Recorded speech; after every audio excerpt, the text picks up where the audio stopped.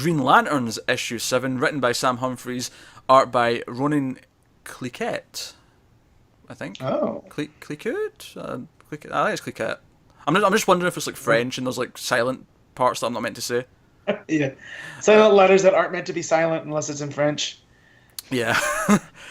So this issue is a bit of a breather, bit of downtime after the first arc, and basically Simon's worried because it's Halloween and his family has a tradition where the mum comes over and they all make cookies and a big dinner and they have a thing for Halloween. First of all, can I just say I would love if I had a tradition for Halloween, but I don't.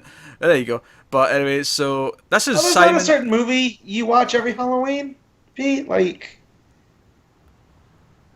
You mean Halloween? No, I'm just saying, like, you're like the horror dude. Well, yeah, I watch movies, but what I'm saying is, I don't know anyone who has, like, family plans that they do every Halloween.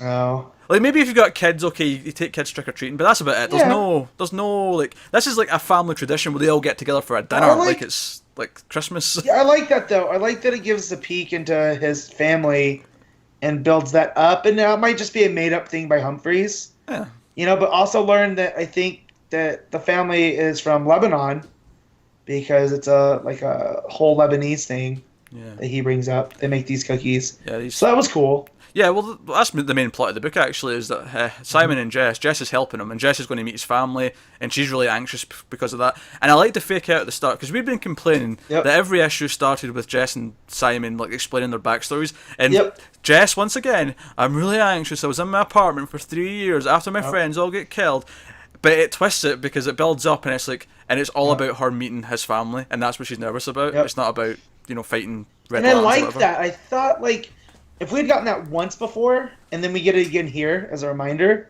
I think it would have worked a lot better. It still works well. I think it would have packed more of a punch.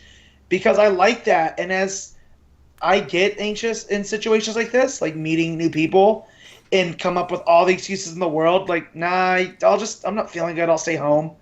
And then your friend or, you know, whoever is like, nah, you're going to come with. And it all ends up being okay. Like, I like that they use that for here. Yeah, I would say this is easily the best issue of this book so far. I straight up love this issue. This is why I stuck with it. I was saying for a long time, like, I just want the Red Lanterns gone. I just want this to be a book about them.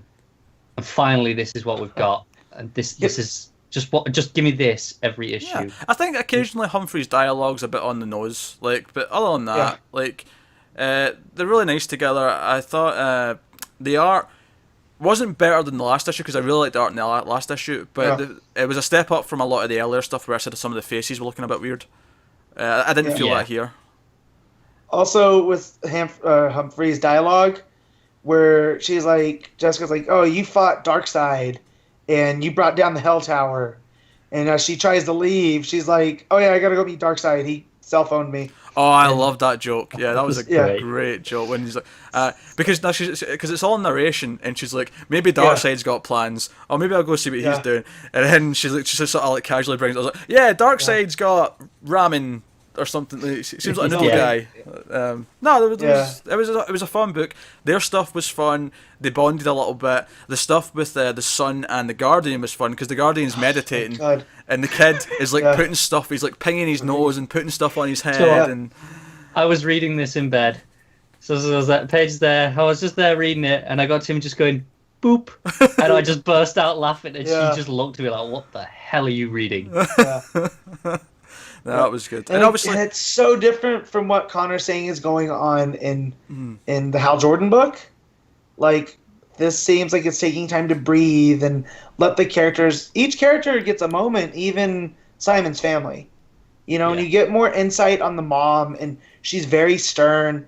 And even Simon's was like, I was kind of a bad son. You know, I did stuff to rebel where I didn't need to. And that's why he's so worried. But the mom's just like, no, you're still... You know, you're still a good son. There's a nice bit of him building up his confidence as well, because he's like, no, I'm not telling him a Green Lantern. You kidding? She'll think it's crazy. But then once Jess talks him back into making the cookies, like, he actually opens he's standing there with the cookies dressed in full uniform. So he has like a bit of a confidence boost. She's like, what is this, a Halloween costume? And I love that she's riding him hard about the whole thing until she tastes the cookie, and she's like, you're my son. Like, I'm proud of you. You're courageous. blah blah blah. It's like, aye. Now that you're getting your taste satisfied, you're all happy. Yeah.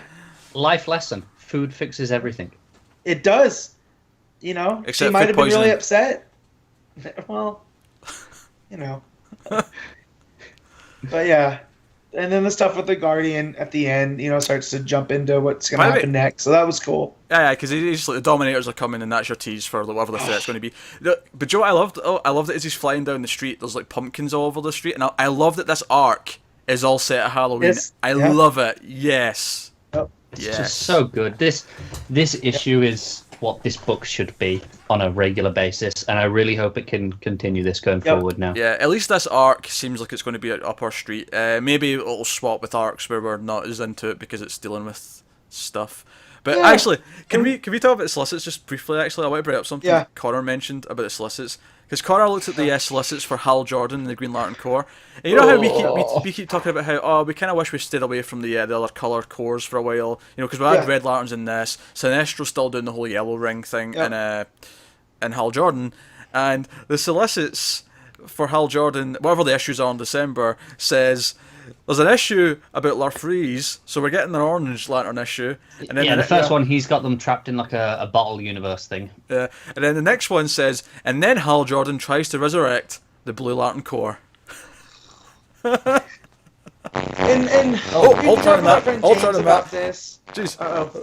Jesus Christ. Do you know what is really sad?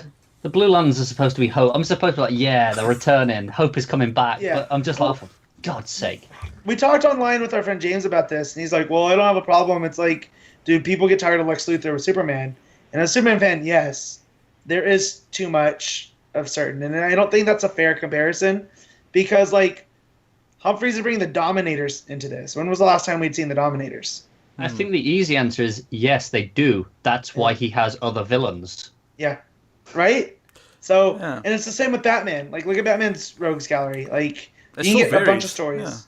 Yeah. Like, Batman's Rogues Gallery is so varied that you can, like, literally have, like... Obviously, the Joker tends to pop up a bit often, but, like Bane's coming back. We have not properly seen Bane in a main Batman story in years. And it's not like they've been ignoring him. It's just that he's got so many villains to cycle through that we can go that long, and then it's like, nice, we get Bane again. They also create new ones on a regular basis. Look, Court of Owls is now iconic as one of those. And it's great that John's created all these different color core, but at the same time, there's 7 of them. If you want them to make them feel special, you know, kind of draw back on them a little bit. Especially when they're kind of used often together. You don't tend to get... I mean, all right, sure, we just got Red Lanterns, but that's an exception, getting just one at a time, I feel. Because obviously this one, we're going to have the Sinestros, we're going to have Oranges, and we're going to have Blues all at the same time in one book. And we haven't seen Carol and the Star Sapphires for a while, or the Indigo Tribe. So, like, you know, just let them all go have peace talks somewhere else, and let's get. There's so many alien species in DC, like, you know, just do something different. It's not that much to ask. Yeah. But Green Lantern 7 was very good. So, worth checking out. Maybe if you dropped it, maybe issue 7's one to... Actually, this might be a nice jumping on point, just because it's a standalone issue almost. You know, they take a break from Green Lantern Inc. Well, I feel like as long as you get the idea that at the end of the last arc, the Red Lanterns kind of was dealt with for now, you're fine to jump back on. Yeah, exactly.